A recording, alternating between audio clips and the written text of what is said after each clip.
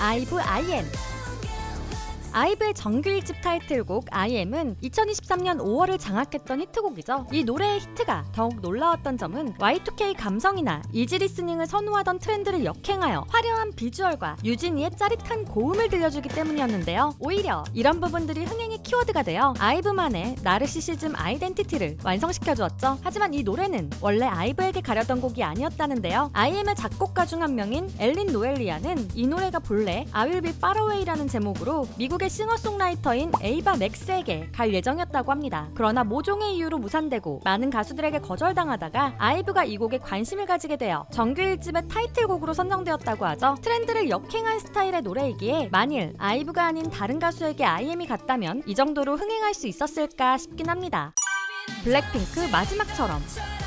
블랙핑크의 세 번째 디지털 싱글 마지막처럼은 2017년 전 세계가 가장 많이 본 K-팝 뮤직비디오 1위, 당시 빌보드 월드 디지털송 1위, 중국 최대 음원 사이트 1위 등 블랙핑크가 세계적인 걸그룹으로 발돋움하는 계기가 된 노래인데요. 지금은 뮤직비디오 조회수가 벌써 13억 회를 돌파했죠. 하지만 이 노래는 사실 블랙핑크의 선배 걸그룹 2NE1의 노래였다고 하는데요. 2NE1의 막내 공민지의 말에 따르면 블랙핑크의 마지막처럼은 2NE1의 데모곡이었으며 다른 가사로 녹음을 준비했었다고 하죠. 당시에 2NE1은 정규 2집 크러쉬의 노래들을 준비 중이었다고 하는데요. 정규 2집 크러쉬는 타이틀곡으로 컴백홈과 너 아님 안 돼를 내세웠을 뿐만 아니라 수록곡도 살아봤으면 해, 착한 여자, CL 솔로곡 멘붕 등 굉장한 명곡들이 많았던 앨범이죠. 그래서 이 앨범은 빌보드뿐만 아니라 피치포크 미디어, 로스앤젤레스 타임스 등 해외 유력 매체들로부터 엄청난 호평을 받기도 했습니다. 공민지는 더 좋은 노래가 많아서 마지막처럼이 데모곡으로 남게 되었다고 했는데요. 그래서 블랙핑크가 마지막처럼을 부를 수 있었다고 하죠. 수많은 명곡을 들려주었던 2NE1이 언젠가 다시 새로운 앨범으로 컴백하는 날이 왔으면 좋겠네요.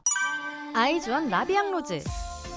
라비앙로즈는 현재 각자의 위치에서 놀라운 활약을 보이고 있는 아이즈원의 데뷔곡이었죠. 보통 아이돌의 데뷔곡은 청량 청순의 컨셉으로 가는데 아이즈원은 의외로 조금 성숙한 느낌의 라비앙로즈를 타이틀곡으로 선보이더니 이 노래는 빌보드 선정 2018년 최고의 K-팝곡 9위를 했죠. 그러나 아이즈원의 화려한 데뷔를 보여준 라비앙로즈는 사실 지금은 해체한 CLC의 노래로 준비 중이었는데요. CLC는 블랙 드레스 이후 컴백곡으로 라비앙로즈의 녹음을 마쳤을 뿐만 아니라 안무도 받아놓은 상태였다고 하죠. 게다가 멤버들은 장미꽃을 든 사진으로 컴백 스포까지 했는데요. 하지만 알 수 없는 이유로 컴백이 미뤄지게 되었고 이후 CLC는 노원으로 컴백하여 쇼케이스에서 라비앙로즈에 대해서 언급하기도 했죠. 현재 퀸덤 퍼즐을 통해 엘즈업의 멤버로 활동하고 있는 예은은 노원 쇼케이스에서 라비앙로즈는 녹음까지 끝낸 곡이었으며 나중에 소식을 들었을 때 놀라긴 했지만 가요계에서 자주 있는 일이라 아깝긴 해도 슬프진 않았다고 했습니다. 만약 CLC가 라비앙로즈로 컴백을 했다면 현재 CLC는 해체하지 않았을까요? EXID 위아래.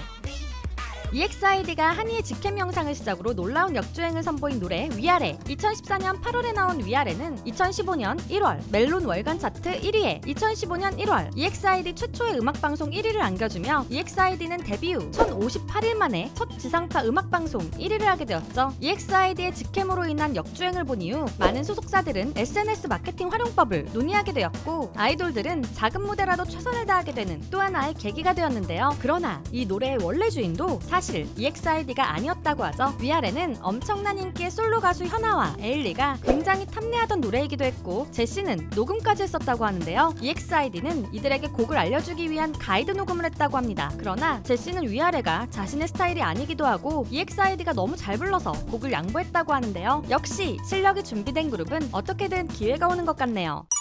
아이브 러브다이브. 2022년을 아이브의 해로 만들어주었던 노래 러브다이브도 다른 가수가 이 노래를 부를 뻔했었는데요. 2세대 레전드 원더걸스의 멤버이자 현재는 솔로 가수로 멋진 활약 중인 선미에게 먼저 데모곡으로 제의가 들어왔었다고 하죠. 그러나 선미는 자신이 혼자 부르면 뻔한 그림이라 걸그룹이 보여주는 것이 나을 것 같다며 거절했다는데요. 그 결과 아이브가 러브다이브를 다채롭게 표현하면서 2022년 최고의 노래가 되었죠. 이런 일화 때문인지 선미가 여러 라디오에서 러브다이브를 부르기도 했었는데 색다른 매력이 돋보여 많은 K-팝 팬들은 아이브와 함께 부르는 선미를 상상하기도 했는데요. 언젠가 쇼폼으로라도 아이브와 선미가 함께하는 러브다이브를 보고 싶네요. 시스타 나 혼자. 여름 하면 여전히 생각나는 걸그룹 시스타의 나 혼자는 당시 1위였던 버스커의 벚꽃 엔딩을 제치고 음원 차트에서 1위를 했을 뿐만 아니라 2012년 멜론 월간 차트 2위, 2012년 상반기 국내에서 가장 많이 본 K-팝 뮤직비디오 1위, 빌보드 월드 디지털송 세일즈 차트 7위 등 놀라운 기록을 남겼던 노래이죠. 그러나 이 노래도 시스타가 주인이 되지 못할 뻔했는데요. 나 혼자는 용감한 형제가 작곡한 노래로 처음에는 브레이브걸스에게 주려고 만들었다고 하죠. 당시에는 현재 부부걸 멤버들이 아닌 1기 브레이브걸스 멤버들이었다는데요. 그 멤버들이 용감한 형제가 보기에 나 혼자를 부를 준비가 안 되어 있어서 이 곡은 시스타에게 넘어가게 되었다고 하죠. 그리고 시스타는 나 혼자로 대박을 친 것인데요. 이후 브레이브걸스는 2기 멤버들로 재구성되었고 해체 직전 롤린의 역대급 역주행을 선보였죠. 현재는 새로운 소속사와 계약하여 부부걸이란 새로운 이름으로 멋진 활동을 이어가는 중인데요. 올해에도 부부걸의 멋진 활동이 이어지길 응원하겠습니다. 아이오아이 너무너무너무 엠넷 아이돌 서바이벌 프로그램 프로듀스 101을 통해 약 6개월간의 강렬했던 활동을 보여주었던 걸그룹 아이오아이. 아이오아이의 노래들 중에서도 많은 사람들이 좋아했던 노래는 너무너무너무가 아닐까 싶은데요. 2016년 발매 당시 국내 모든 음원 차트 1위를 달성한 노래로 킬링파트의 귀여운 안무는 많은 사람들이 따라하기도 했죠. 하지만 이 노래 역시 원래 주인이 있었다고 하는데요. 바로 트와이스입니다. 정연이 말해준 바에 의하면 트와이스는 너무너무너무의 노래 파트 분배, 보컬 및 안무 티칭까지 전부 다 된 상태였다는데요. 그러나 다른 노래의 등장으로 너무너무너무가 엎어졌다고 하죠. 너무너무너무 대신 트와이스의 컴백곡으로 채택된 노래는 바로 TT 음악방송 13관왕의 2016년 11월 월간 차트를 싹쓸이하고 한국 갤럽 선정 2016년 최고의 가요 3위까지 한 노래인데요. 음악만 흘러나와도 모든 사람들이 따라하는 TT 안무까지 너무너무너무가 밀렸다는 것을 인정하게 되는 노래이죠. 결과적으로 두 그룹 모두 놀라운 성적을 보여준 것을 보면 두 노래가 각자 잘 어울리는 그룹에 잘 찾아간 것 같네요. 오늘은 다른 그룹이 부를 뻔했던 걸그룹 히트곡에 대해 알아보았는데요. 재미있으셨나요? 그렇다면 좋아요와 구독, 알림 설정까지 부탁드리고요. 여러분이 알고 있는 다른 가수가 부를 뻔한 히트곡들이 있다면 댓글로 공유해주세요. 지금까지 여러분들의 가장 가까운 K-팝 친구 듀유람이었습니다. 안녕!